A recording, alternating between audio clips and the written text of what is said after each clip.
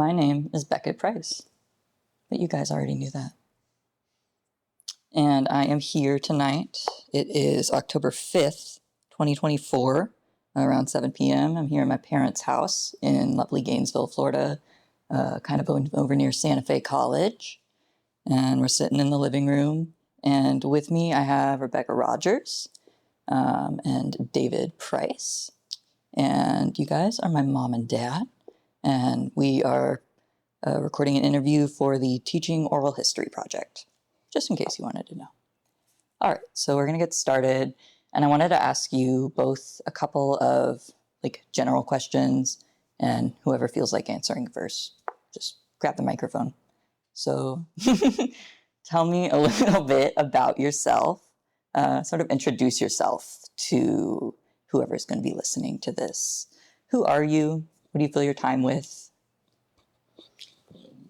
I'm Dave Price. I teach history and political science at Santa Fe College. My kind of routine group of people to hang out with is a trivia team that I'm on. It's got a variety of different people on it, including one of my most long-standing friends, Randy Handel, whom I went to kindergarten and high school with. I'm Rebecca Rogers. I'm also known as your mom, Beckett Price's mom.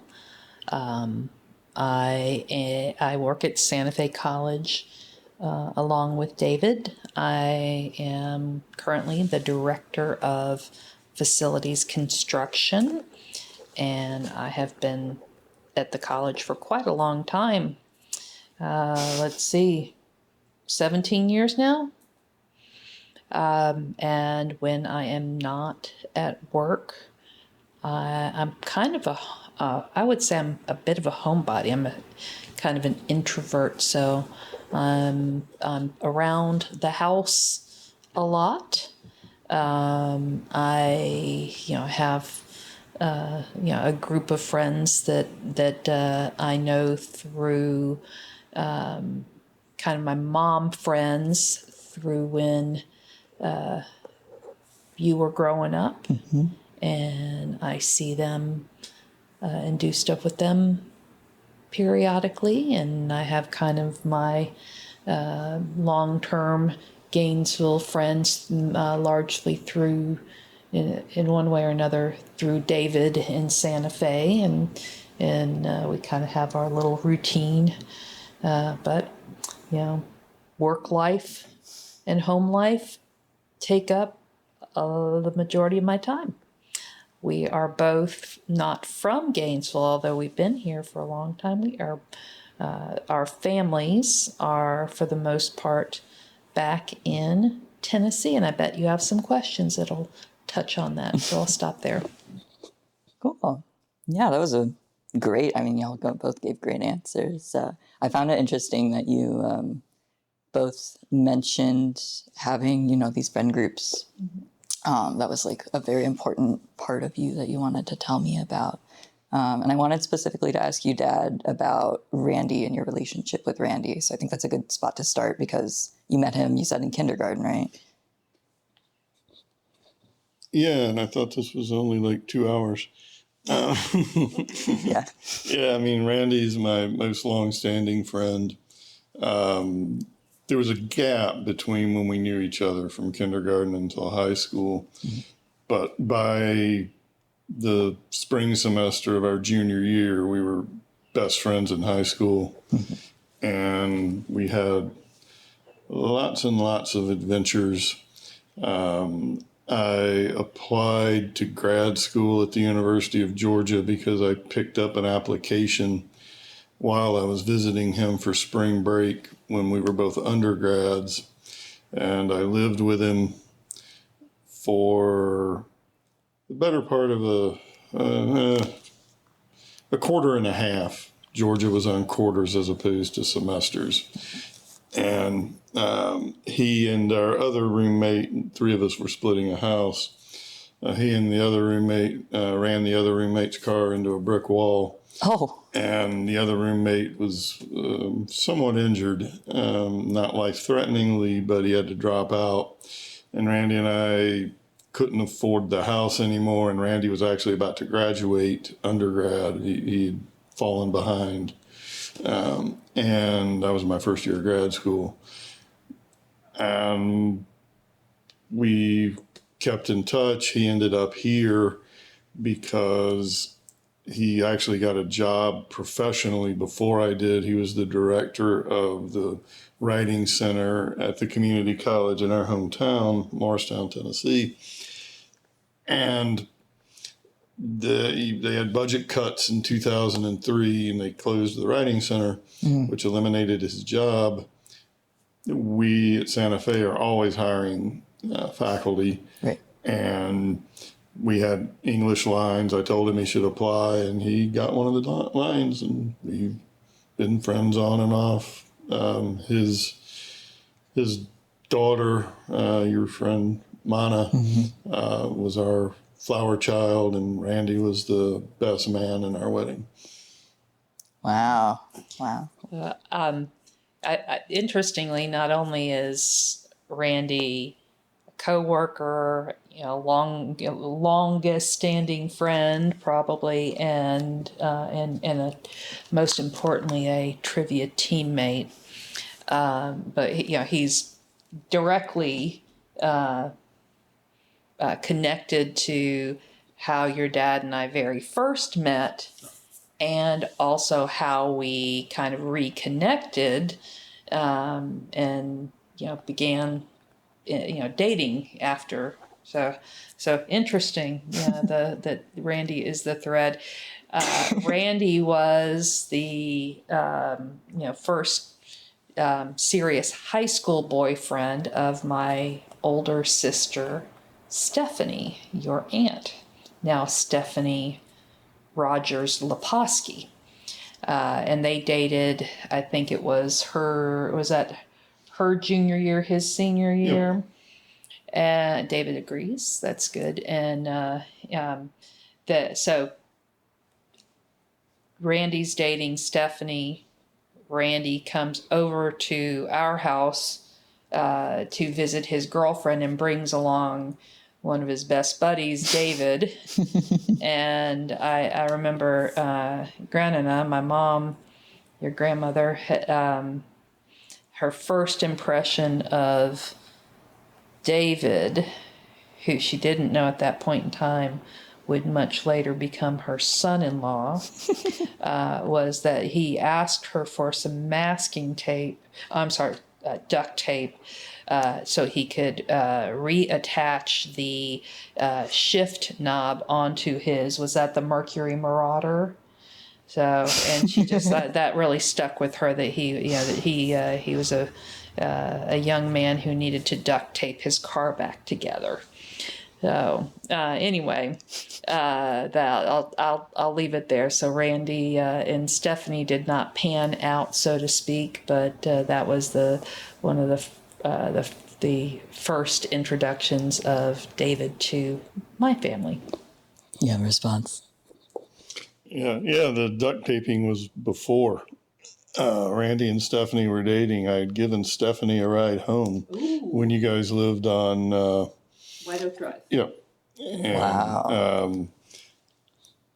I had a poorly fixed, kind of jury-rigged thing keeping the transmission shifter there, and I probably took the hill, massive steep hill up your driveway a little too fast, and it knocked it loose. Oh. And I think your mom ended up driving me to my house, and my dad came back down and fixed it for me. Wow. I didn't realize that you and Stephanie kind of knew each other before she and Randy were dating. So look what I learned today. Forensics. Oh, yeah. Forensics. Weren't you both in forensics, or was it just Dad? I was in individual events and readers theater, okay. And Dad was in. I was in debate. However, Rebecca was not yet at West High when when the forensics team was first around that Stephanie and I were on. Okay. I suspect it was a practice for forensics is what I had driven her home from. Okay. Yes, I'm 3 years younger than David, so I was you were a senior by the time I was in high school, and back then that was of course a big age gap, and we ran in different spheres because I was a youngster and he was a high and mighty senior. What were those spheres? I was a lowly freshman, and freshmen did for the most part did not do a lot of socializing with the ones that were about to graduate.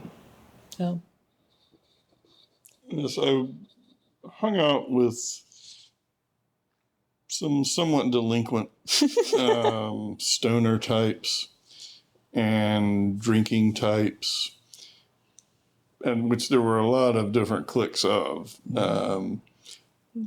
I was more in the band, middle class, upper middle class, although we weren't members of the country club in my family. A lot of the people like Randy and others were. So could you, sorry, I'm going to interrupt here for a second because I guess what could y'all describe the landscape of Morristown sort of at this time? Like Cultural or physical? Well, I don't know the physical landscape. I was referring to cultural, but either would work for sure. Okay. From my perspective, and Rebecca may have a very different take on it. From my perspective, the high school we attended was very divided by class, and within the classes, and by class I mean socioeconomic class, and within the classes there were also very different factions that didn't necessarily get along or didn't hang out together in that regard. There's definitely a set of people who were going to college and a set of people who were not going to college. And that was somewhat on class lines. Within the group that was not going to college, there were the kind of, we called them rah-rahs. They were the sports people, the cheerleaders, the people who were very social. There were actually 2 or 3 sororities, kind of informal sororities at West High. Sub-Debs and Aqua-Debs are the 2 whose names I remember specifically. Erica Taylor was an Aqua-Deb. And then there were others who were more into kind of counterculture, punk culture, new wave music, that kind of thing. And then there were others that were, I guess, just kind of really, really studious and didn't necessarily associate with the more risque or partying dimensions of the others. I'm thinking of people like Amy Roberts would be in that group from my class. So that would be kind of my take on it. Okay. I see you making some faces, Mom, so I'm curious to know. I guess I had completely forgotten about the Aqua-Debs and the Sub-Debs. There are a couple of names that are being referred to. Erica, Taylor, and also Amy Roberts. That I don't know if we need to go into. These are high school friends or acquaintances, and I don't know how close you were to Amy. Anyway, Morristown, Tennessee, is in Upper East Tennessee. It is a small southern city. I remember, the city itself had at that time, I'm just going to use round numbers, Dave, around 20,000 people.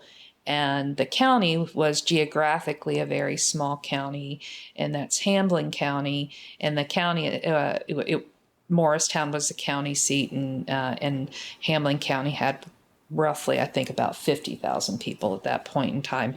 Back then, I remember the Morristown was the 19th most populous city in the state of Tennessee.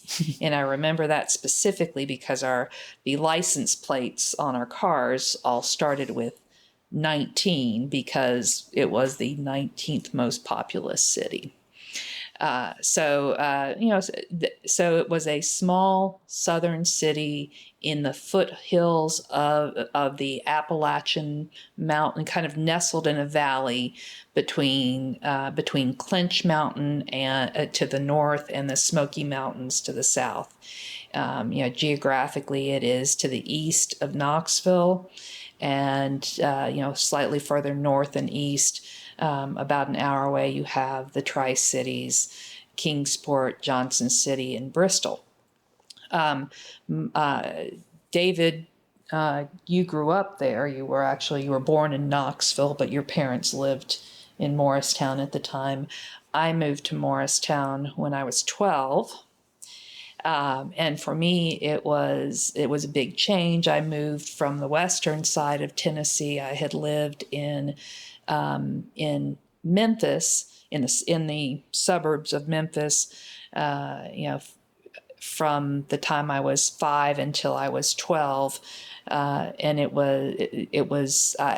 I remember when we were going to move there, I wanted to know if Morristown had its own grocery store, or were we going to have to drive 45 miles away to Knoxville, 35 miles away to Knoxville to get our groceries, because I had not ever lived in a small city before. So and then what I found when I got dropped literally in the middle of middle school is that the majority of the kids that I was surrounded by all were from that city and county, and had grown up with one another, and so everybody was very locked in with their friend groups based on their based on their socioeconomic strata, geographically where they lived in the city,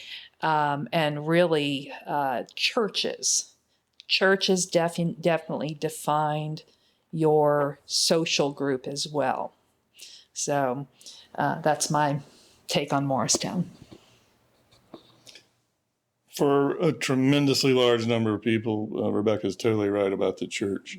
There were some of us that the church didn't take, or the church teachings didn't take. And also for any historians who are trying to check this with other sources, the license plates were actually by county, not city. Thank you. That's funny. I was wondering if you would be our resident fact checker during this interview. So I think the MSA speaking, the Morristown was not high on the list of cities in size. So and at that point in time, Memphis was the largest city in Tennessee. Nashville has now overtaken it. So you're going to find a lot of the, like you alluded to before we started recording, there's going to be a lot of fact checking going on.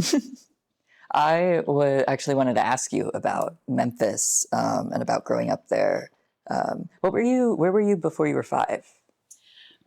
Well, from the time I was a year and a half until I was 5 and a half, we lived in the suburbs of Chicago. So we moved, and before that, I was born, and we lived in a small city called Dyersburg, Tennessee. and that is, I think it's about, these are estimates here, about an hour to hour and a half north of Memphis on the west side of Tennessee. So what was it like? Tell me about growing up in Memphis before Morristown. Okay, so, well, Memphis, the time that when we moved there, that was in February of 1970. I got to get this right, huh? Catherine, 74, because my younger sister would have been a year and almost a year and a half at that time. So this is, this is smack dab in the middle of the kind of coming out of the civil rights era. So certainly the beginnings of desegregation. Yeah, the beginnings of desegregation. We lived outside of the city, initially outside of the city limits of Memphis, in some newer, suburban neighborhoods. Middle to upper middle class. Lots of kids around us. It was probably about a 15 to 20 minute, probably 20-minute drive to downtown Memphis, where at that time my dad worked and my mom worked. But we had the schools that we were in. There was busing. And this is how things worked back then. I was going to the school that was my neighborhood zone school, and then a lot of black kids were being bused from their neighborhood schools, which might have been older schools or schools with fewer resources, so they were bused to the newer suburban schools. So it was kind of very interesting dynamic to kind of looking back to that I'm like, yeah, how fair is that? What was that like? Like, do you remember sort of going through that and seeing these kids? I definitely remember interacting with the kids in my class, and it was as a percentage, we were probably at least a third of the kids were took the bus to come to this school that was out that was not closest to where they lived. So we had we're very racially mixed, and these were not the kids that were living in my upper middle class neighborhood. I don't know that it certainly doesn't feel like the right thing to have done, but it was good to kind of realize that there was a variety of people out there. My very first kindergarten boyfriend was actually a little boy named Jermaine, and he was not somebody who lived in my neighborhood, but I thought he was super cute. I liked his brown skin. Aww. Sorry about that. No, I think that's really interesting. You perhaps don't remember it, but your first crush or first boyfriend at was it before Little School? It was a Child's Academy. Was a guy, a young African American boy named Devin. I don't remember.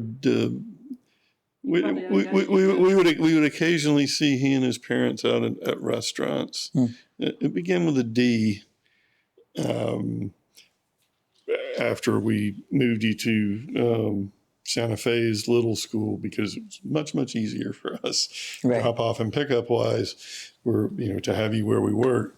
You lost touch with him, and but that was I hadn't thought about that in a long time till Mommy mentioned that.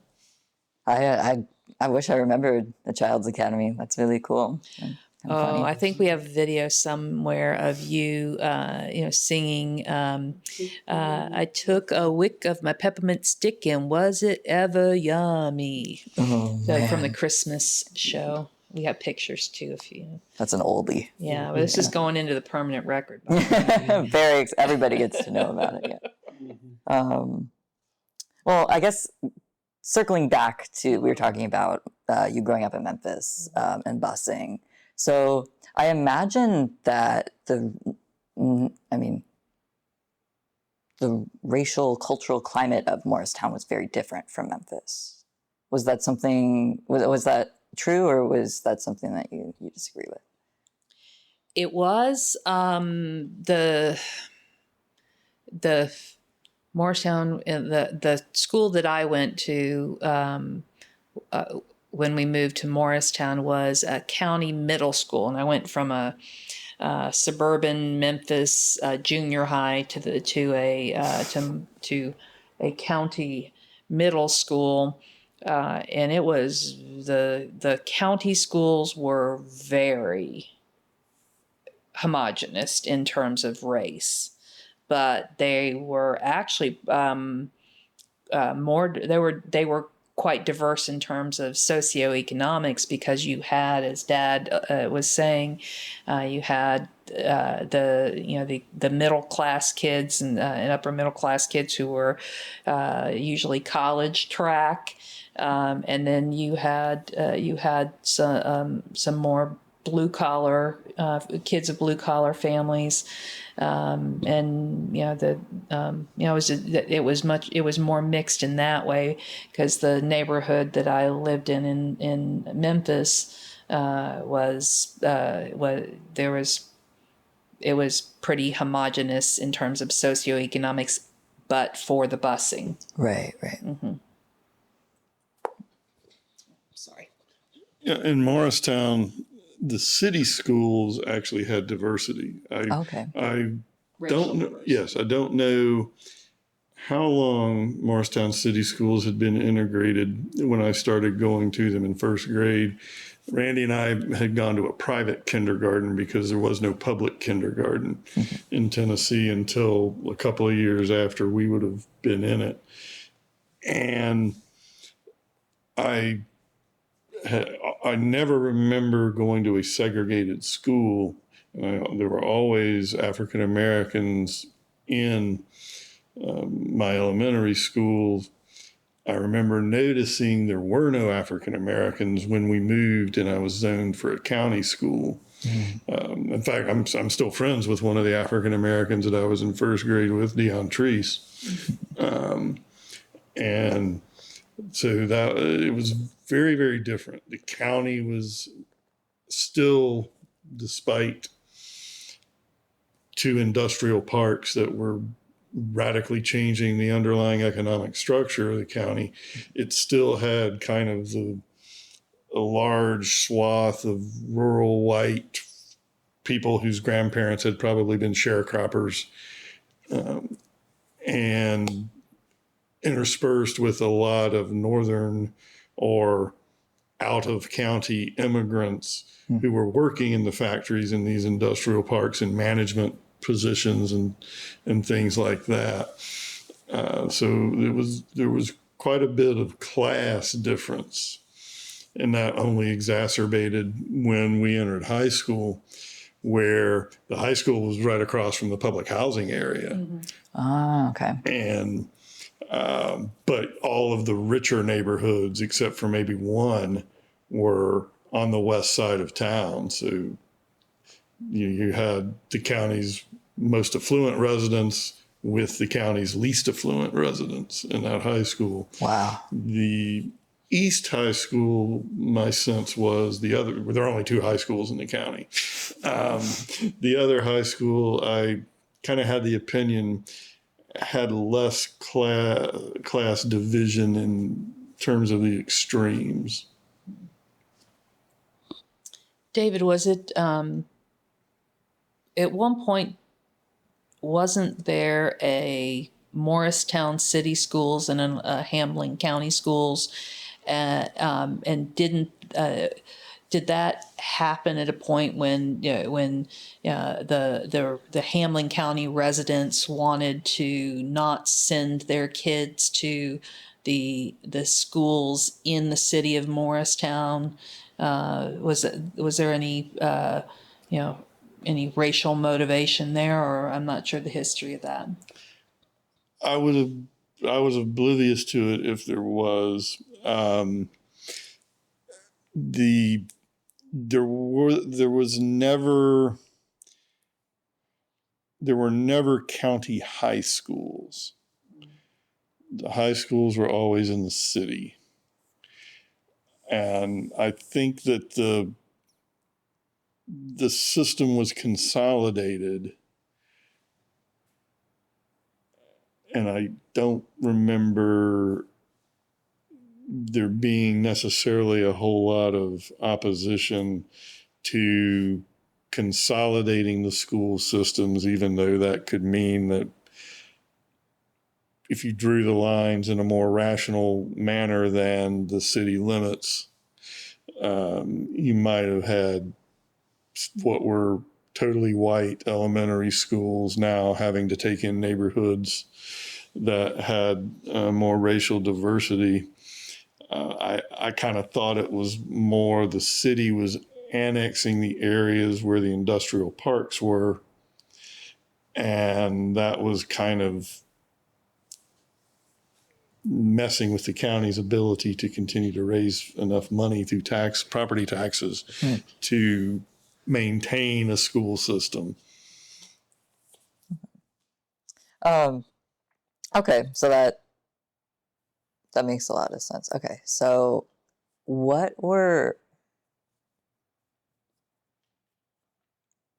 I'm feeling like all of this under all of this is like this religious current. Like, because you mentioned like the churches were a very big dividing factor in the high schools. So I wonder if y'all could talk to me a little bit about like your experience with the church in your childhood.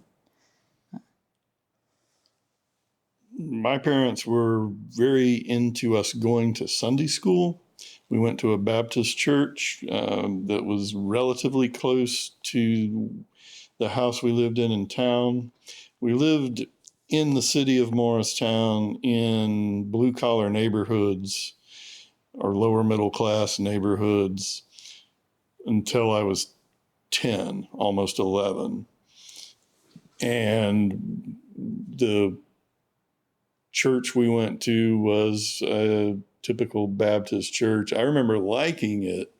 It was kind of where if I had friends that weren't kids I went to elementary school with, they were friends in the church. When we moved away, it might have also been because of the age I was at, I started to become less interested in the church. And by the time that I was in midway through high school, I was not interested in hanging out with the church crowd at all. I actually found the church that Rebecca's family went to had more people that I liked to hang out with. I still was not particularly all that interested in the religious teachings or the service or that kind of thing.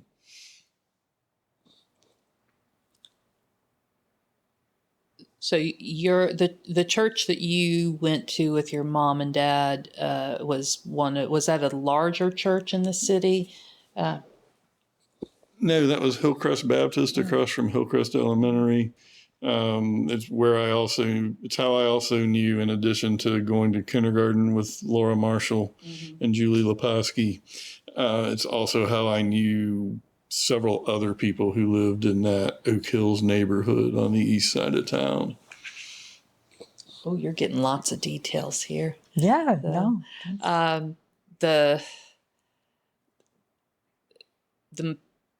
The most popular religion in Morristown would have been the Southern Baptist Church, which your parents attended, and after that there were the next most popular group, not one denomination, would have been a variety of evangelical Christian churches.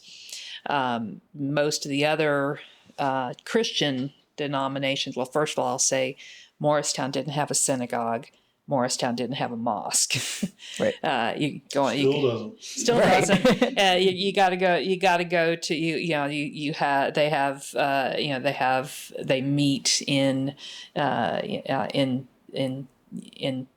homes or in spaces that aren't established religious groups. But so in Morristown, if you weren't in there was usually one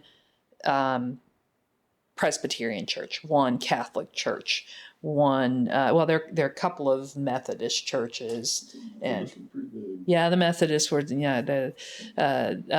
there's one Lutheran church, one Episcopal church. So my parents started attending Presbyterian church when Stephanie was around 7 and I was around 5, my older sister, who I've mentioned. So when we, and my dad, when his parents attended church, they went to a Congregationalist church, but they really were not churchgoers. They actually more or less dropped Granddaddy and his big brother off for them to their kids needed to get some church, but Mom and Dad would pick them up an hour later, and mostly they went and played basketball.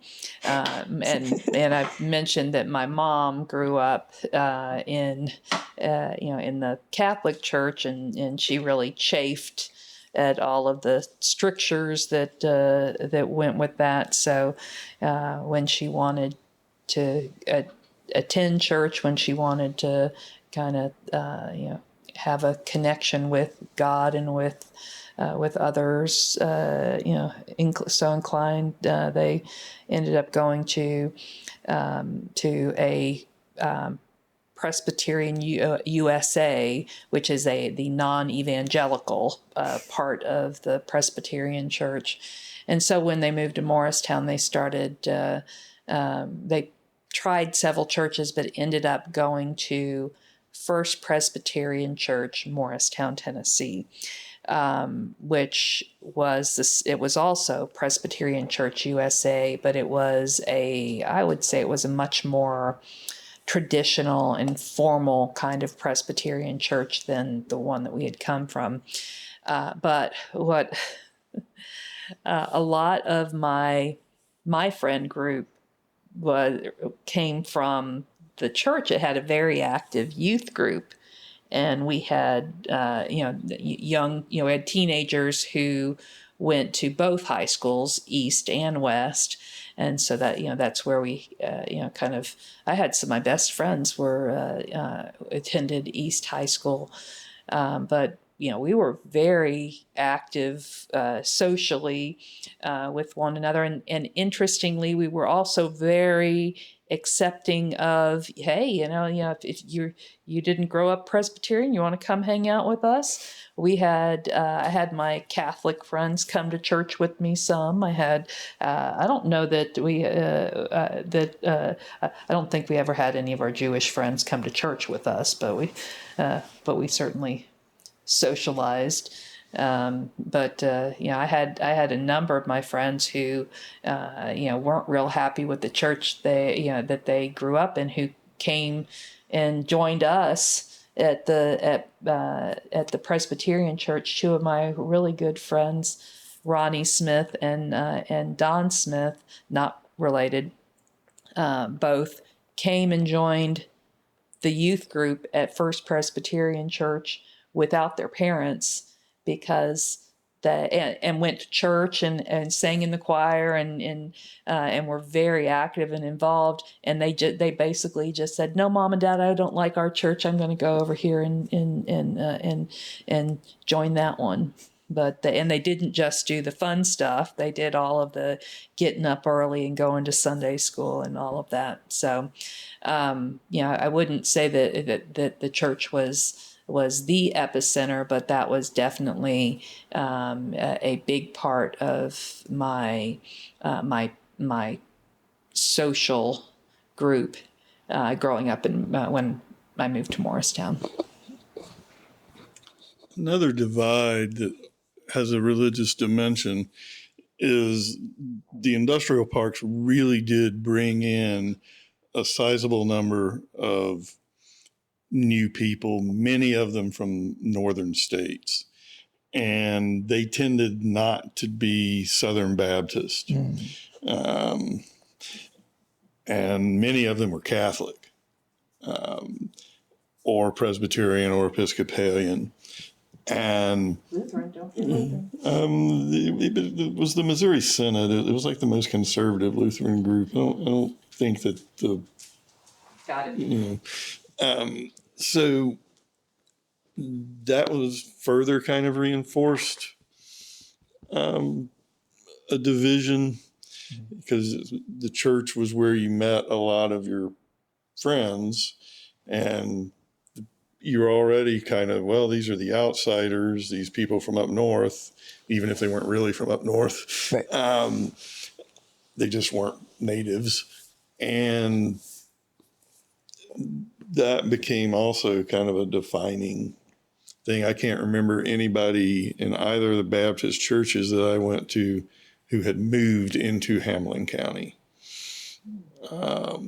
Whereas a lot of the people that I met at the Presbyterian church or that I knew were Episcopalians, although there were certainly the old guard of those churches, there were also a lot of people who were moving into town in those churches. And I think that gave them more of a fresh, innovative, not the same old way appeal to those who were from the more traditional families, well as longer established families, as kind of a reason to maybe go hang out with these new people.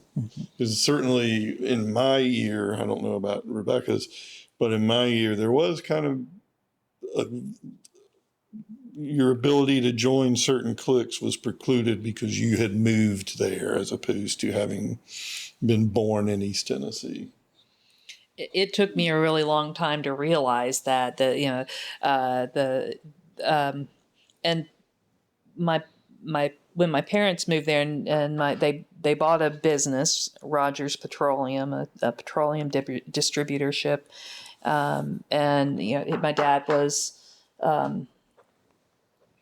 38 when we moved there. My mom was 37, and they referred to him as like this kind of this young upstart. And he in his business, he kind of, because he was a newcomer to town, he shook things up in the petroleum distribution marketplace, and he was this like young whippersnapper, this young out of towner who came and I guess he destabilized things. I don't know, but he and my mom made some good friends pretty quickly in their business dealings and eventually in church. But as adults, they were able to make friends with some of the long-term residents of Morristown, like Dad's lawyer is one I think of in particular, Ron Perkins. And Ron was married into a family that had one of the oldest industrial operations, Leeway knitting mills. They were in textiles. So Mom and Dad were able to sort of break into some of the of the old guard. And I knew the Perkins kids, and their daughter Leanna was in my grade, and she was friendly enough to me, but we weren't going to be friends. And part of that was she was a cheerleader, but a good part of that was that she was, she was born and raised there, and I was not. So it was hard to really get in with the folks who had been there from day one. So curious. Your high school specifically sounds like this melting pot of insane divisiveness. At least at that time. It hadn't melted yet. It's just this giant mash of every possible division you could create. So I'm curious. It sounds like you guys would never have dated in high school, or I guess you were too far apart in age. How did you come together? We had a good number of mutual friends from the types of things that Rebecca's been talking about. School activities like forensics and the trivia team brought people together.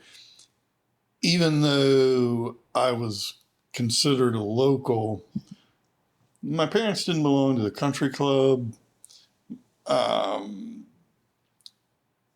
My father was very anti-conspicuous consumption. And a good number of the more established families very much wanted big, nice house, big, brand new car bought from the local dealer.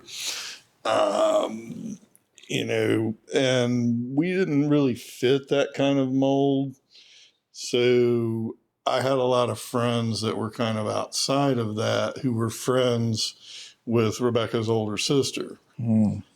And so I don't really remember ever not knowing of Rebecca from the time that her parents moved to town, or from the time I met Stephanie. How we actually started dating is Randy and I were driving up from a friend's wedding. Well, you got to go much further forward. This is years. Oh, yes.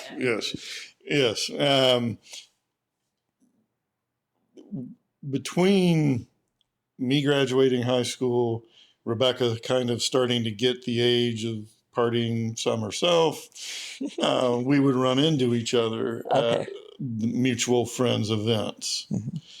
And I was good friends with one of Stephanie's roommates, a woman named Rebecca Carter. And we would see each other occasionally at summer parties, but it was 1997, July 28th, if I'm not mistaken. And Randy and I had gone to Birmingham for a wedding. Randy had never spent a night apart from his wife, except that we drove down on a Friday and went to the rehearsal dinner at the wedding. And then the wedding was in the afternoon, and we drove back to Morristown, or we were driving back toward Morristown. And a mutual friend of ours' band, Chris Derman, was playing at a bar or restaurant in Knoxville. We thought we would go see the band. And Rebecca, Stephanie, and Stephanie's husband, Chris, happened to be there. And I enjoyed talking to Rebecca. I was enjoying the music. Randy kept wanting to get back to his wife. So despite Randy's poor track record in driving, I let him take my car back once I got Rebecca to agree that she would give me a ride back to my mom's in Morristown. And that was kind of, from my view, our first date. A quick glance at my phone tells me that July 8th, 1997 was actually a Monday. So it was July 26th. Okay. So, and so how you and I met, besides you dropped Stephanie off, after some forensics practice and had to tape your car back together, or Stephanie was dating your best friend. I want to you're a senior in high school. I finish up my time at Westview Middle School and join you all in high school. I'm a 14-year-old freshman, 14, 15. So yeah, and you're 17 years old and a senior. I had been in Quiz Bowl. Is it still working? Yep. I had been in Quiz Bowl in middle school, and we were the county champions. Yeah. And there were like 4 total middle schools. So, it was a really big accomplishment. So I started going to Quiz Bowl on the freshman team in high school. And your dad at the time, he was varsity. He was varsity Quiz Bowl. And I remember that as a 14-year-old watching the first stringers, the older kids in Quiz Bowl, and I remember your dad from that. He made an impression. He knew every British monarch. You couldn't stump him. He knew like every single one, and I'm like, I thought that was pretty damn impressive that anybody would be able to remember all of that. But I actually also was going like, why? I would never want to take the time to. But that definitely made an impression on me. We also overlapped in forensics quickly. Debate me in individual events, and in I don't know that I think you had. That was the year that you were in not just in forensics, but you got dragged into theater, and the senior play that year was Mr. Scrooge, which was a musical of A Christmas Carol, and Randy was Scrooge. Randy was Scrooge.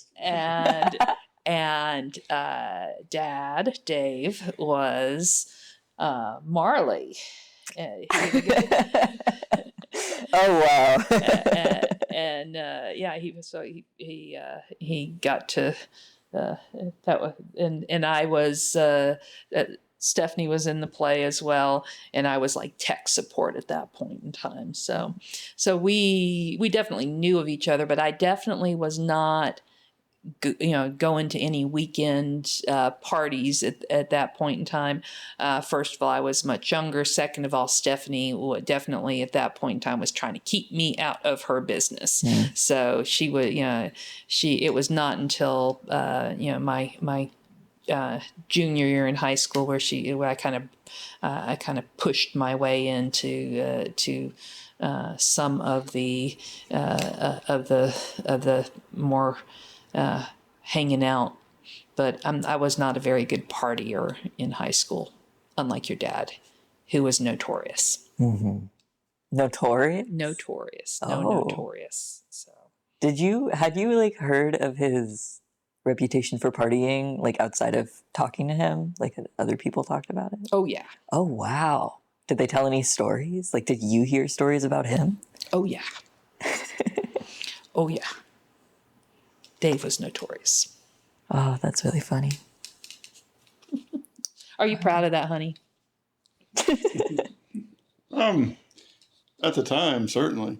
And I guess I'm not necessarily not proud, but when I think about the many times that I could have died from various, generally drunk driving kinds of things, I kind of wished I hadn't have done that. Kind of dimension there. But yeah,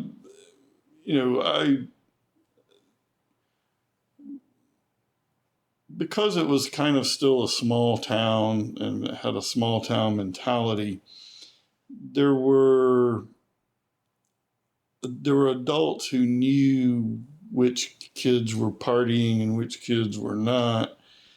And some of them they thought it would be worthwhile to intervene in or with, and the others they didn't. And I think because my father died midway or kind of the earlier part of my junior year of high school, that people were just kind of not really wanting to deal with me. I wasn't one of the sports stars or one of the favored student body president kind of students. I seemed to be doing well in something, history. And I think they were just hoping he's going to work it. Things will work out for him or they won't. We've got other people that will focus our attention on. And that was just fine with me. I don't know how much of your reputation was true, and how much of it was story. Mm-hmm. So, but yeah, you were.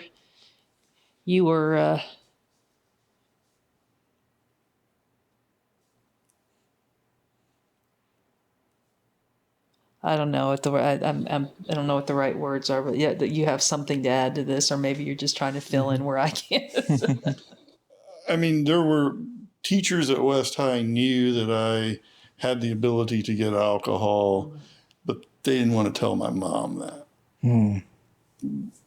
because she's a new widow. My interpretation is she's a new widow who's dealing with a lot of stuff, and this isn't going to help any situation. But probably some of the stories that were going around were exaggerated. I can believe that totally. And in my case, I did not have free access to alcohol, despite the fact that my parents had a fully stocked bar in their house. But you were able to buy alcohol. I was not able to buy alcohol. I did here and there filch some alcohol from my parents' stock and dabble a bit. But your dad was more than a dabbler. Mm-hmm. I'm going to jump forward from high school to when we re-met. The on July 26th, 1997. I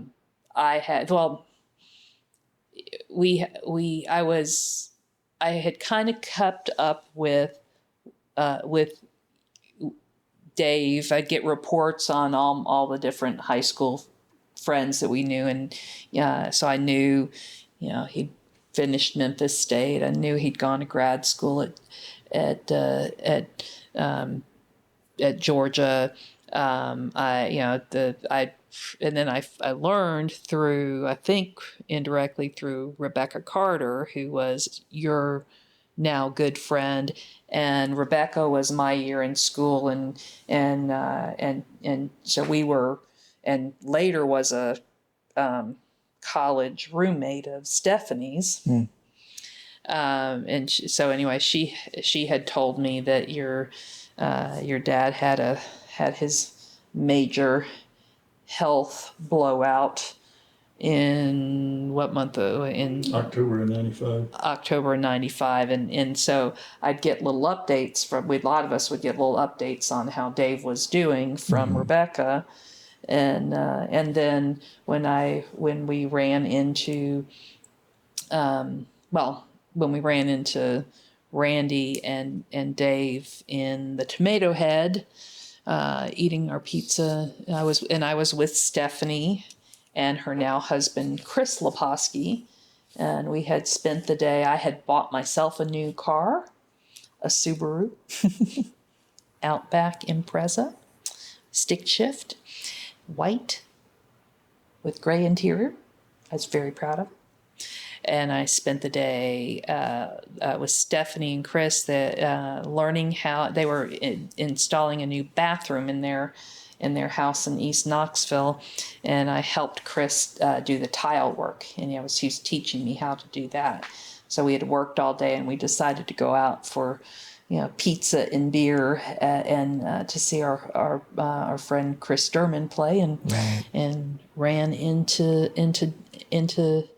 Dave and Randy. I was clueless that your dad might find me interesting in any way other than as some pleasant person to talk to and a ride home.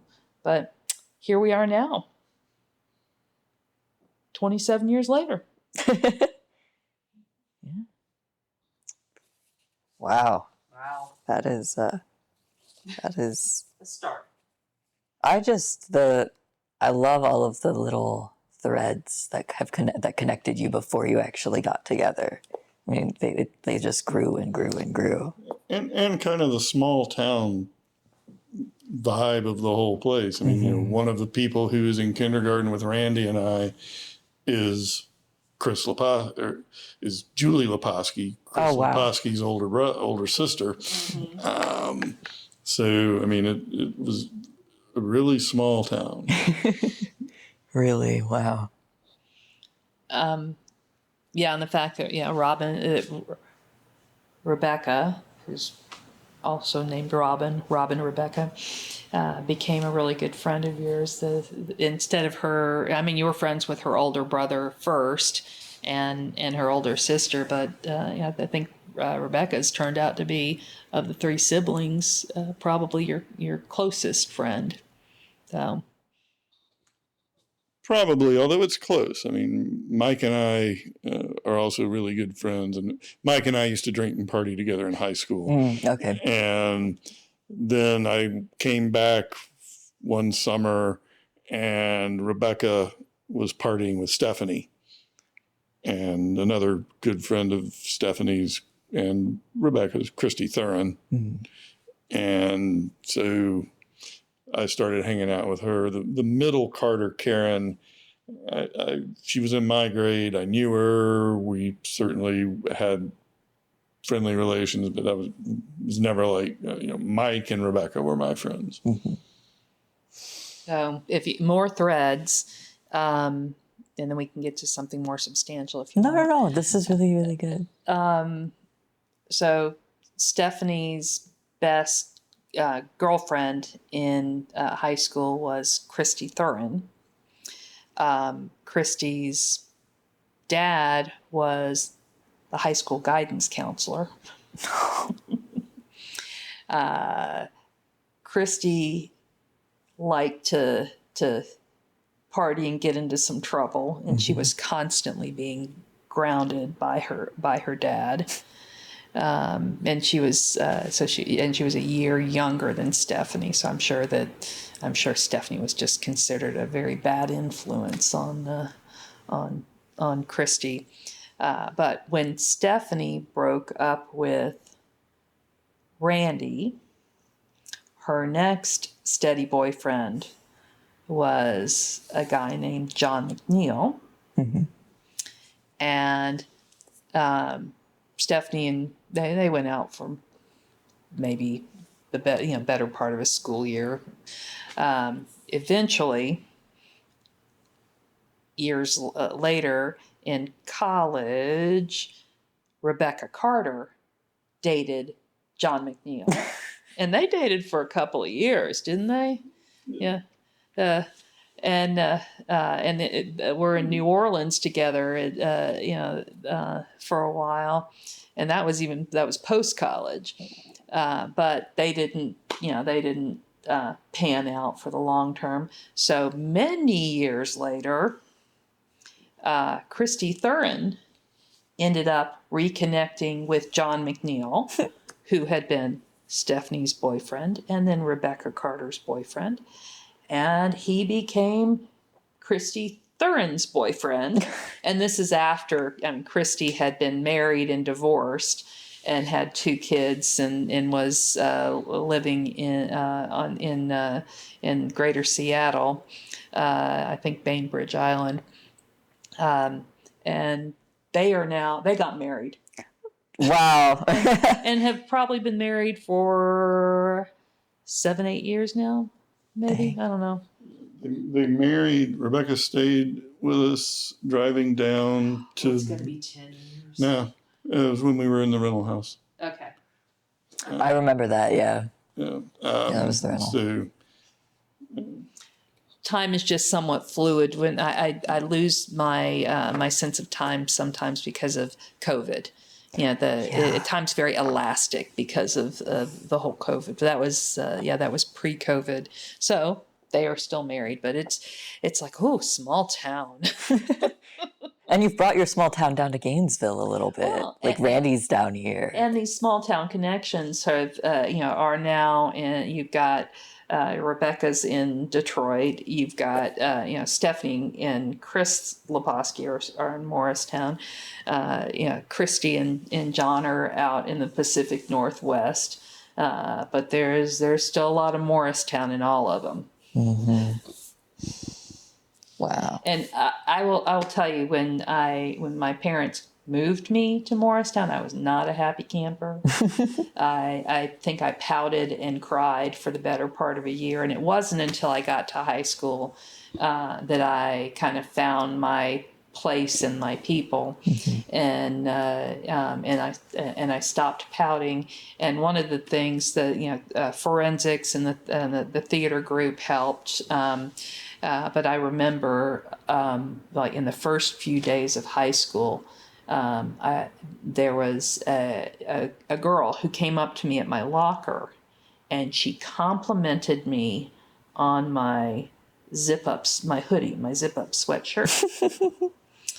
And she happened to also have a zip-up sweatshirt on, and it was Kelly Mooney, who became one of my very best friends, and still is. And she, that bit of Morristown is now out in Los Angeles for many years, and her parents were some of the migrants to Morristown. They came, both of her parents came to work for Magnavox, and Magnavox was a company that made electronics television. So her parents were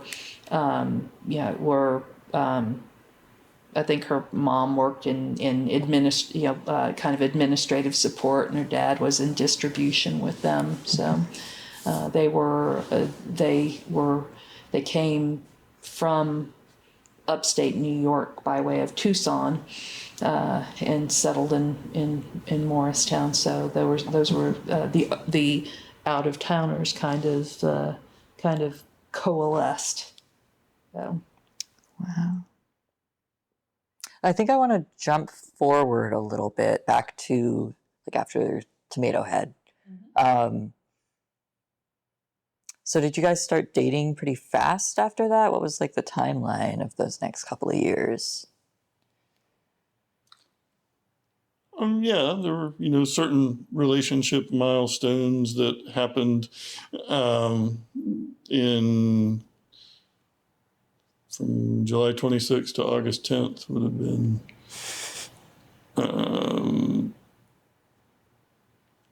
2 weeks, a little more. And we dated kind of long distance for the fall semester of 1997. I was informed that I would be given a 1-year extension to finish my dissertation. So I did not teach the spring semester of 98 and moved back into my mom's basement. And we broke up within maybe a month or 6 weeks of that. And got back together, but broke up again. And got back together over the summer of 98. And that kind of stayed. And then by Christmas of 98, we got engaged. Wow. Yeah, we we had a nice time talking, and gosh, that's when I figured out that I thought your mom still lived up there on the top of Crockett's Mountain, and it turns out she had moved into some condominiums, which were walking distance from Grandma and Granddaddy's house, like a quarter of a mile, if that. So you were, and yes, there you were, home for the summer, living in your mom's basement, and we. What was the next thing? Was the next thing going out to lunch at Morningside Cafe? And we're just going to go have lunch with this person that had some nice conversation with. I did not know that we were dating. It took me a little while to figure that out. Oh, okay. So, and then what was the party whose birthday was it? Christy and John Thurin 30-50 birthday party. Okay, yeah. So Christy Thurin had her 30th birthday. Her dad was having his 50th birthday, and there was a birthday party, and there were a lot of these high school friends kind of came back for it. And that's Kelly Mooney was there. Did she move to LA again then? She was in Knoxville. She was still in Knoxville at the time. I remember Christy was there, right? Wasn't she? That would have been odd. Was that later? Who was it? That would have been odd for Christy Moore. I'm trying to figure out that I remember her. Christy Thurin was definitely there. I remember when we started going out, it was Christy Moore who said that our brains matched. She thought we were good.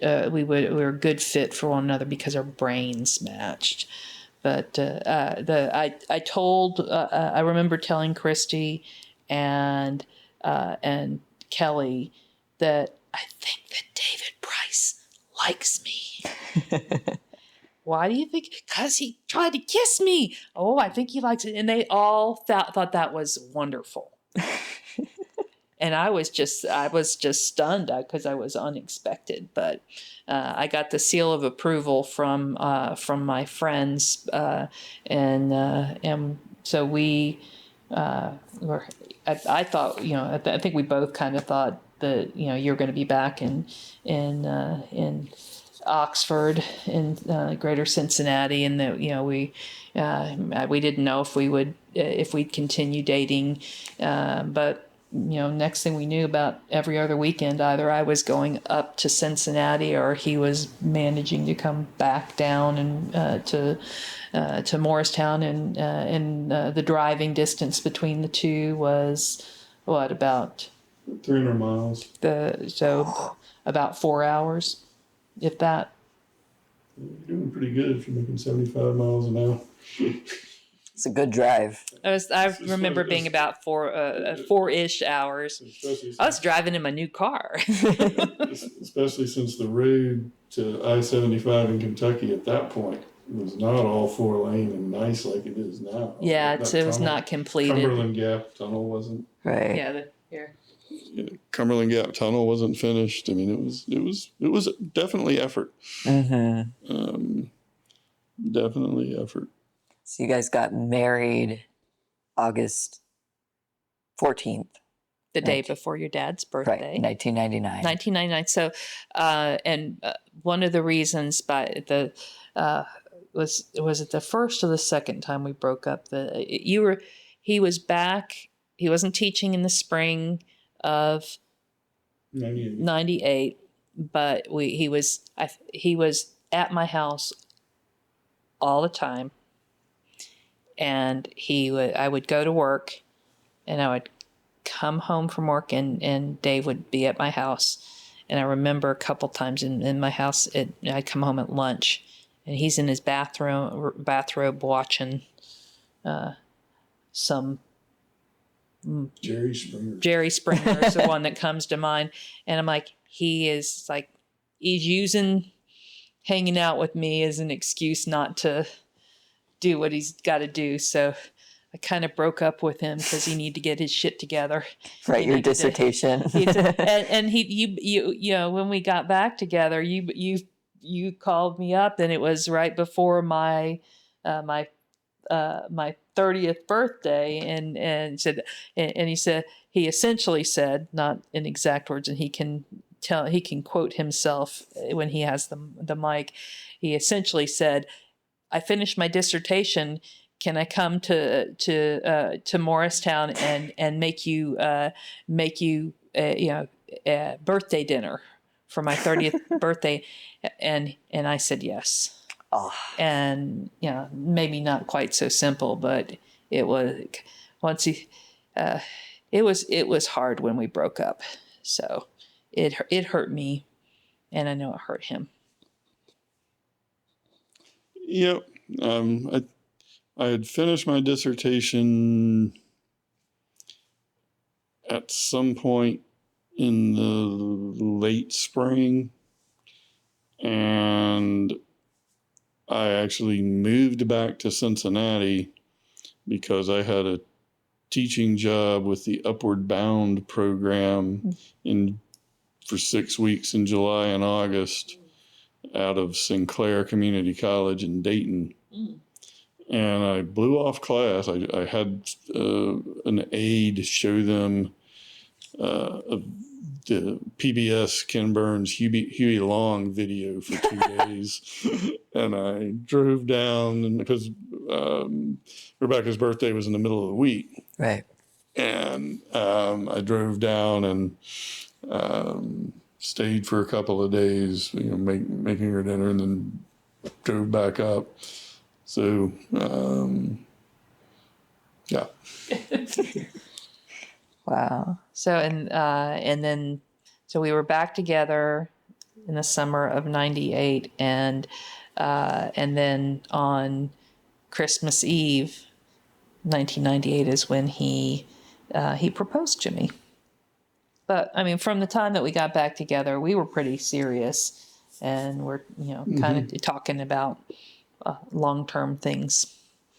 So yeah, y'all were, I guess, sort of older by the time you we were very really old. together. So I was 30, and Dad was he was 32, about to turn 33. Our birthdays are exactly a month apart. He is 35 months older than me. So 1 month a year. He's only 2 years older than me. So did you move in together after you were married? Officially, yes. We never cohabitated. You were mostly in Morristown, I mean, you were mostly living in Ohio for the majority of our dating. But when you come back to Morristown, you were at my house. But we didn't he didn't move all of his stuff in. Right. He basically, came with I can't even remember what your luggage would have looked like, but you'll have to Milk crate. Milk crate? Got to make sure that's on the record. Probably a milk crate. One of my favorite stories that Mommy can give her version of, I would not stay at my mom's. I mean, unless there was just, and I would go visit my mom. And Stephanie and their parents were walking because they live really close to my mom. They were out walking for exercise, and I was driving up to my mom's, and I waved at them, and Stephanie blurted out, "Oh, Dave must be going to visit his mom."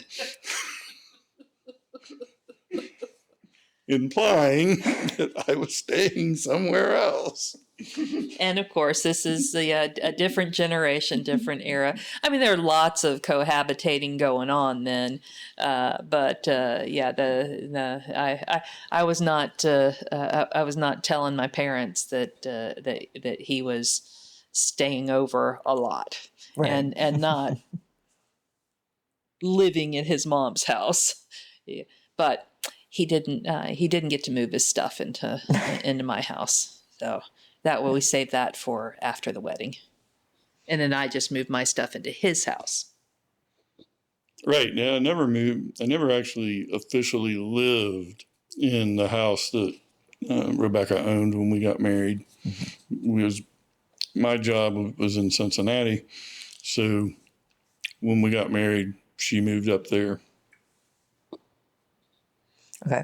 So you lived in Cincinnati for a spell before you came down to Gainesville, right? We lived in Cincinnati. We moved up Labor Day weekend and moved out Memorial Day weekend. Right. Okay. Okay. So that was, what's the 9 months? 9 months. Okay. Basically is a school year. Okay. So, so many of the cycles of our lives go around an academic year. Right. And I will tell you that our wedding was planned around your dad's availability, right? Because he was teaching. I'll let him tell you exactly how many different places he was teaching. But we had our honeymoon in Ohio and Indiana so that he could teach. I think it was on Tuesday and Thursday during our honeymoon week. So I was at a historic inn, the Golden Lamb in Lebanon, Ohio, and he went and taught.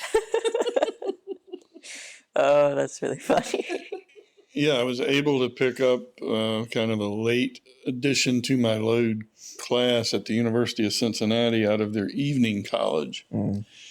And they were on quarters, and all the other schools I worked at were on semesters. And we had originally planned the wedding for, I guess, the first Saturday after Miami University's spring term or summer term that I was teaching in was over, but before the fall term started. And then teaching as an adjunct paid, little. Unlike today, of course. And I needed the probably $1,500 that I was going to get for teaching that class for the University of Cincinnati. So there was this historic inn that all of Ohio's 8 presidents had stayed in at one point in their time or another that I thought would be interesting. Also, the Lilith Fair in Indianapolis was one of the nights that week that I wasn't going to be teaching, and it was an easy drive. So it seemed like a good place for a honeymoon to me. You went to the Lilith Fair for your honeymoon. So here, does this sound like your parents? We stayed at a historic location. Dad got some work in, and we went to a music festival. No, that sounds perfect. And thus our life as a married couple began and continued. Oh, wow. I did not know anything about your honeymoon, so that is just so funny. Wow. A couple of things. I remember the restaurant in the Golden Lamb. This is I remember they had. Do you remember the sauerkraut balls that they had? Mm-hmm. We had that. Those were really good. Cincinnati and a lot of Ohio has deep German roots, and they had that was one of the appetizers, were fried sauerkraut balls, and they were really good. And I also remember all the furniture in the rooms was, it was historic. They were antiques, and so the beds were narrow and lumpy and squeaky.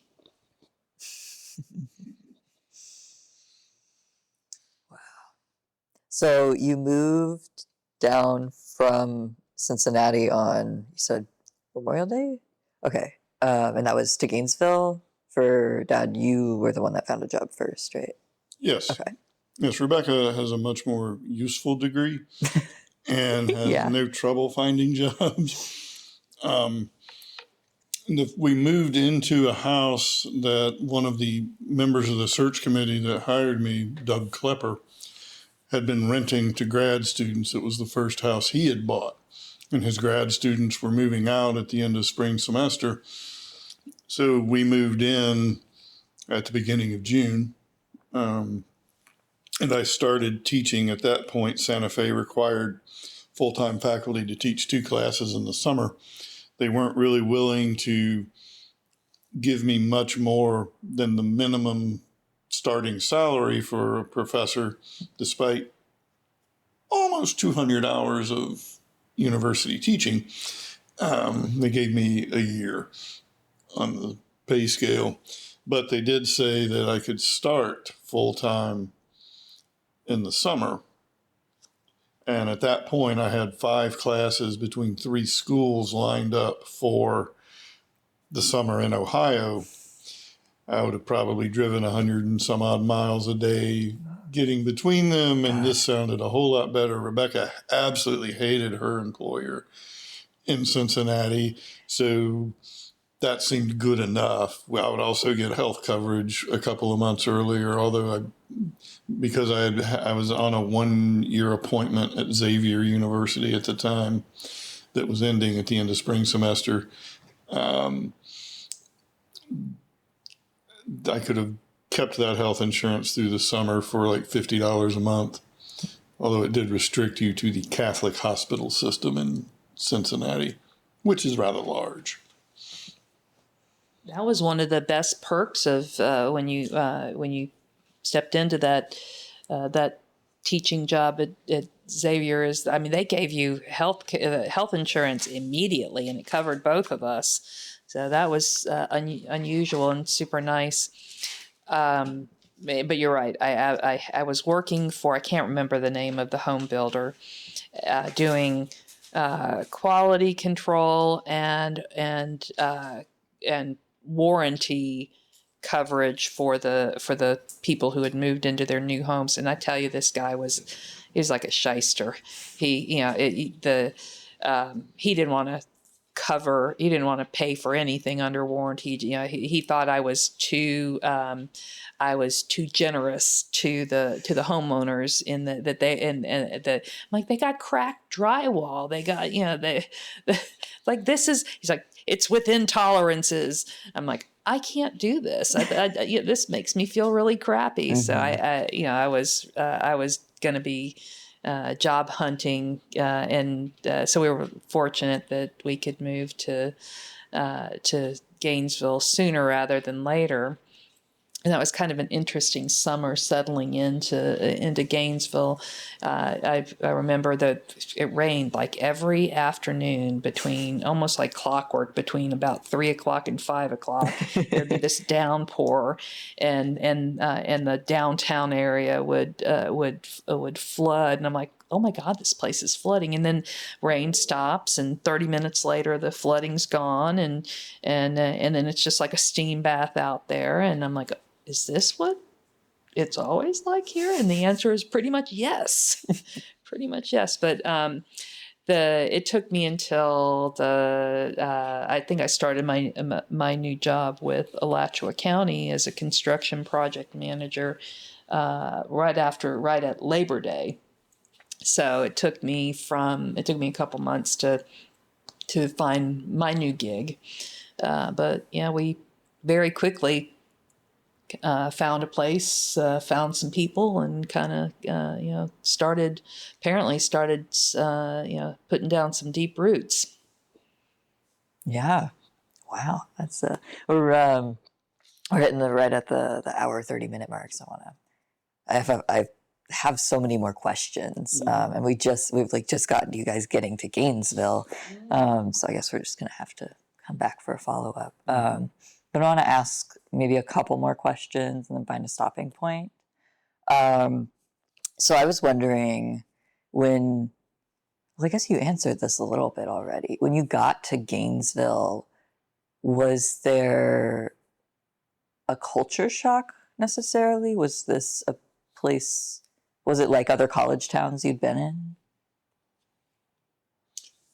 The environment around the college and the university definitely was. One of the things that we did, I was very active. Well, I was active politically more so than I am now. One of the first places where we met people was the local Green Party, which used to meet in the Civic Media Center. Another professor from Santa Fe, Manny Martinez, who would actually end up becoming Randy's best friend for a while here. When Randy moved here, was also a member. And I had seen him on campus. We started talking. We went to Green Party meetings, probably, I think, even past the election, but we kind of, it's after the election in November, the dynamics within the local Green Party changed, and we eventually quit going. But that was one place where we found our people. The first person I ever met in Gainesville was Dave Tediger, and he picked me up at the airport for my interview, and we hung out with Dave and his wife Faith, and Doug Klepper, another member of the history faculty, and Donna Waller, and a woman you probably don't remember but knew when you were in your younger days, Kathy Swan. Mm-hmm. And they were around in the summer and liked going out and drinking and celebrating and that kind of thing. So we met a group of people, but they were all kind of associated with Santa Fe or that kind of thing. I don't think I definitely didn't have culture shock because we were in back in the Southeast and in a large college town. And as a matter of fact, when Dave was job hunting, I put in my order. You interviewed at quite a few places. Grand Rapids Community College, Yakima Community College. That was in Eastern Oregon. Eastern Washington State. There was Young Harris, which was a religiously affiliated school, and I can't remember others where you were finalists. But my desire was, I said, if ideally, we would live in the Southeast, in a large college town, please somewhere warmer than Cincinnati. And I always joke that you got to be careful what you ask for because you can't go much further south or east without, actually, if you go much further south in Florida, it's culturally, it's not very southern anymore. If you go any much further east, you're in the Atlantic. You can't find a larger college town in the Southeast. And oh my God, is it hotter than Cincinnati? But I was very, and it just has it's the blue island surrounded by red. That was I really, really liked the kind of the liberal academic cultural aspects of the college town.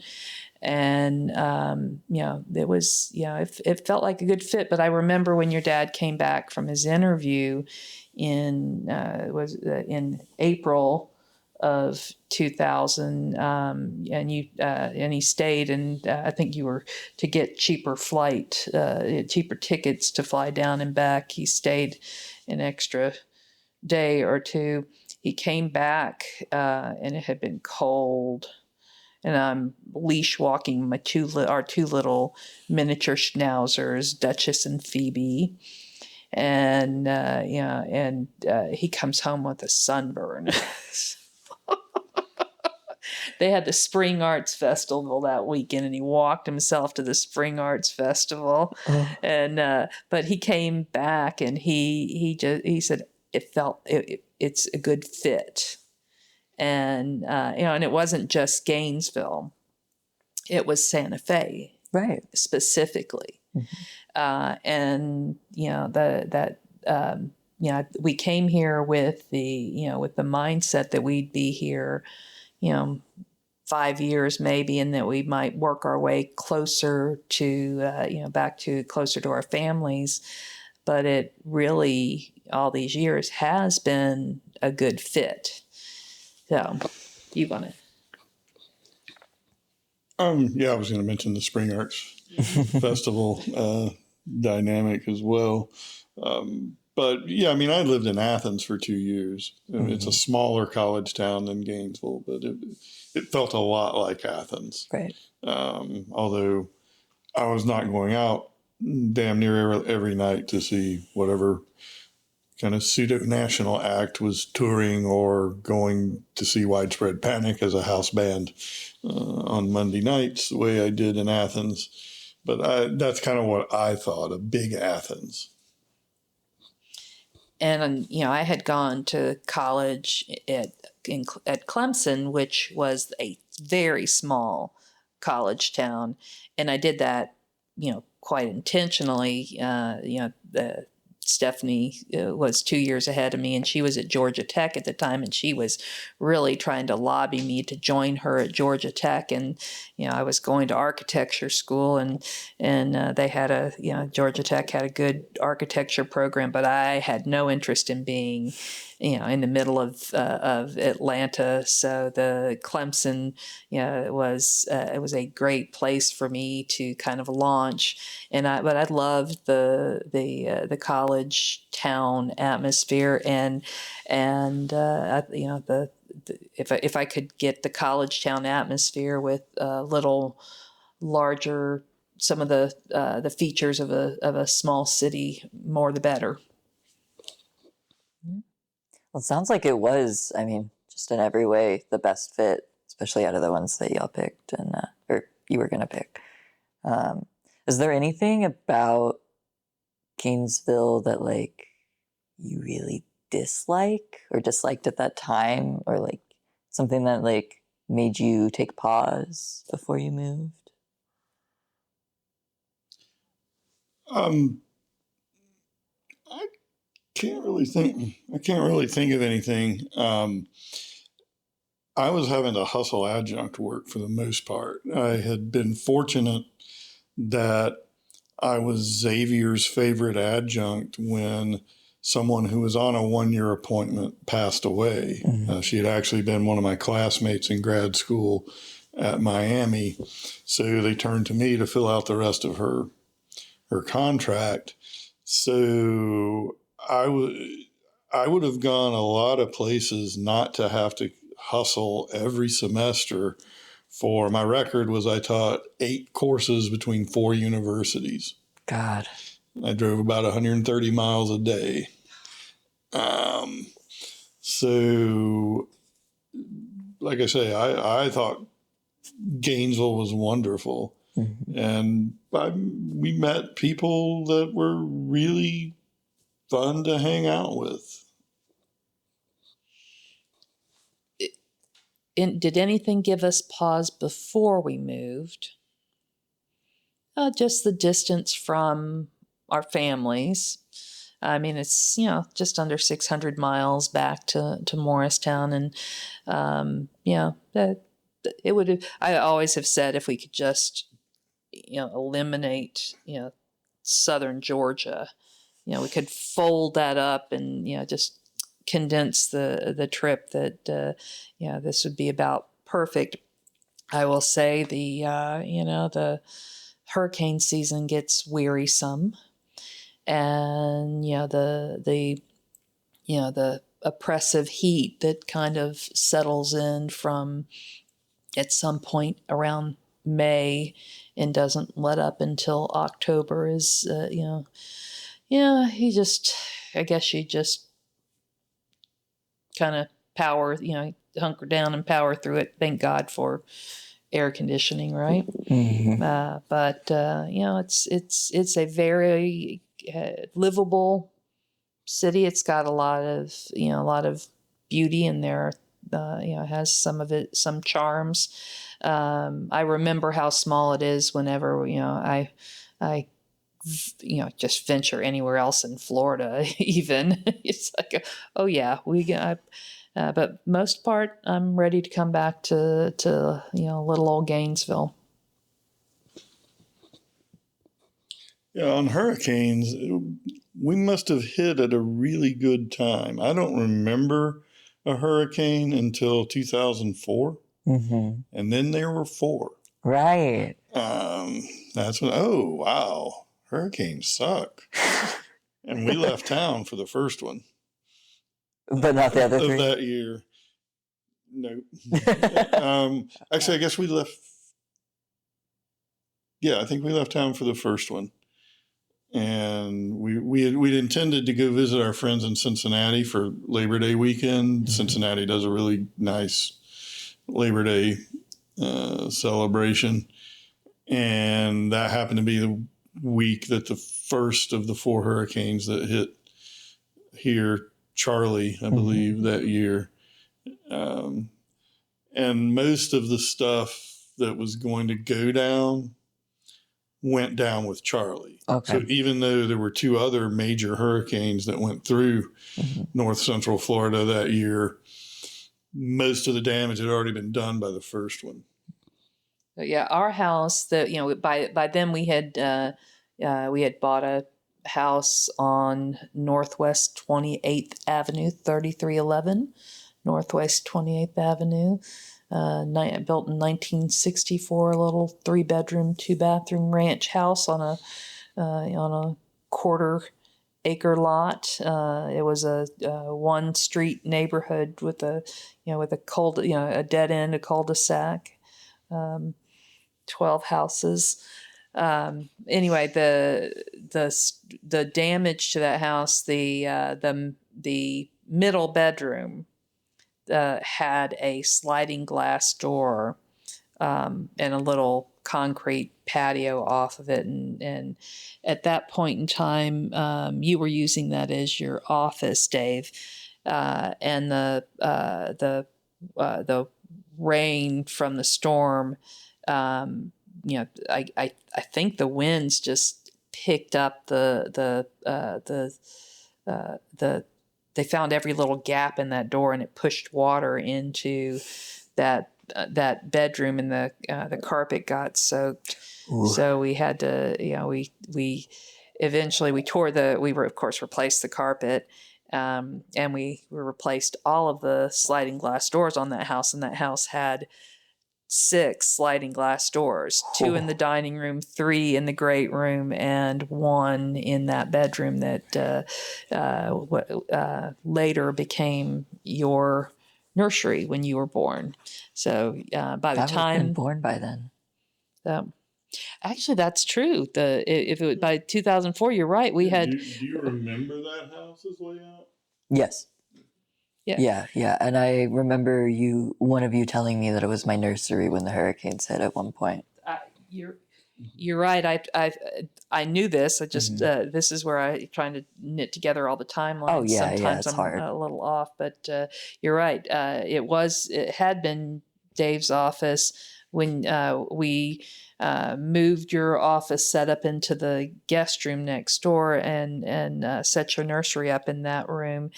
And yeah, we had to tear the carpet out and I think replace the door in your nursery. and I think that might have been when we moved back from that middle bedroom as the nursery to the larger bedroom that you probably remember as your room. Mm-hmm. Yes. It might have been because of the having to replace the carpet and mold fear and stuff. Because we were gone for several days. Ooh. Yeah. It was also time because you don't really want a toddler having a sliding glass door in their bedroom. No. So yeah. But that's when we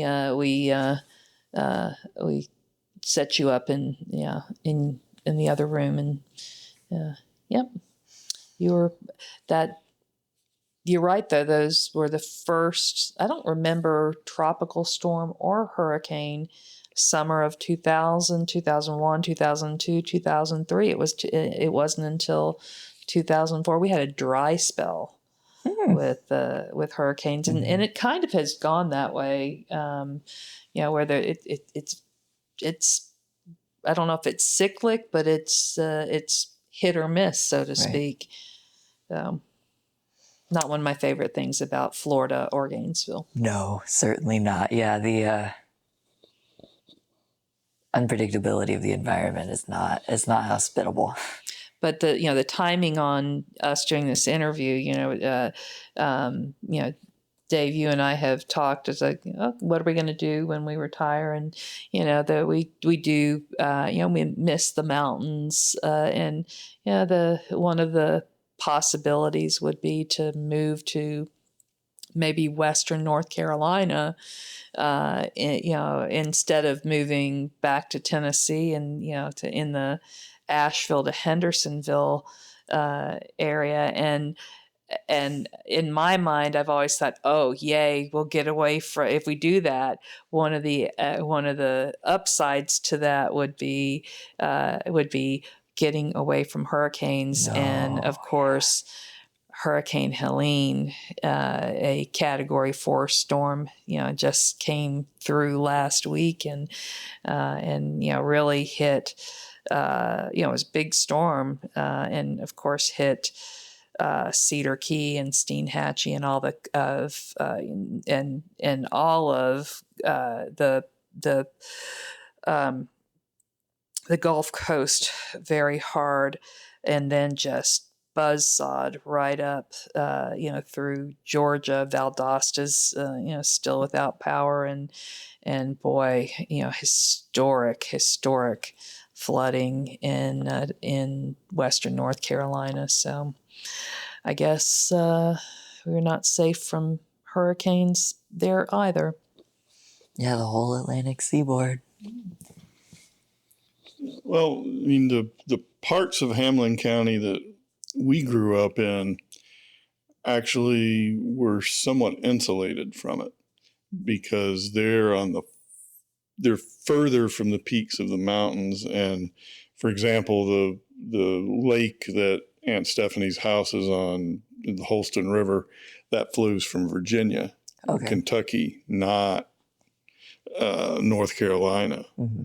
So maybe Southwest Virginia might be the place to move. We'll see if they get hit by the next hurricane. Yeah.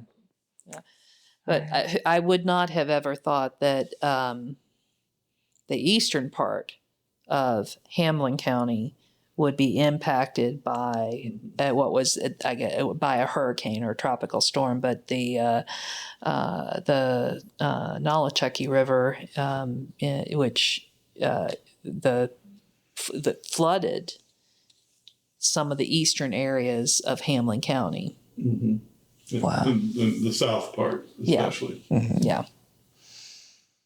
All right. Well, I think that this is about a good stopping point. I would love to come back and get the I feel like there's almost another half of the story that we haven't gotten to. But I wonder, is there anything like in the time that we've talked that I haven't asked about that you feel is important to share, or any subjects I haven't touched on that you think are significant? One of my favorite things to do in the 90s when I would have the occasional visitor in Morristown was to kind of get back to the class dimensions that we were talking about earlier, was to give what one of my good friends called the Marxist tour of Hamlin County, where we would pass by the First Baptist Church, which had huge steeple, and it had built itself up so that it was bigger than the Presbyterians. That apparently was an important thing to the First Baptist congregation. Who designed the new steeple for First Baptist Church? Actually, my father did both a 70s Presbyterian steeple and the First Baptist. Okay. But one of the biggest donors to the First Baptist Church, a guy named John Wallace, owned what was called the Witt Utility District, which is where some of the poorest residents of the county lived, in a neighborhood called Road Junction. I remember going there with my dad to pick up a guy who would help us do surveying, and there were like sharecropper shacks without electricity, all kinds of things like that. And whether or not this is true or not, I can't say for certain, but supposedly what the Witt Utility District, owned by John Wallace, did was they bought water from Morristown, charged the people in Witt for it. So the profit from the Witt Utility District is what funded the steeple and the big fancy First Baptist Church building. Oh my God. And I would drive people, we'd drive by the First Baptist Church, and I'd show them that, show visitors that, and some of the neighborhoods the nicer people lived in. Then we'd drive out to Road Junction. And I'd say, remember that big church? Wow. People who buy, the guy who owns that gets the money to give to that church for that money by overcharging these people for water. Oh my God. Wow. I don't think I have anything to add, but that is so David. And I want to say thank you. This is I've enjoyed this, and we've just scratched the surface, and I didn't know that we could talk this long about such a variety of things. Thank you. Yeah. Yes, thank you very much. Yeah. Well, thank you so much for talking with me, guys. It was really great to sit down and hear all your stories, and yeah. All right.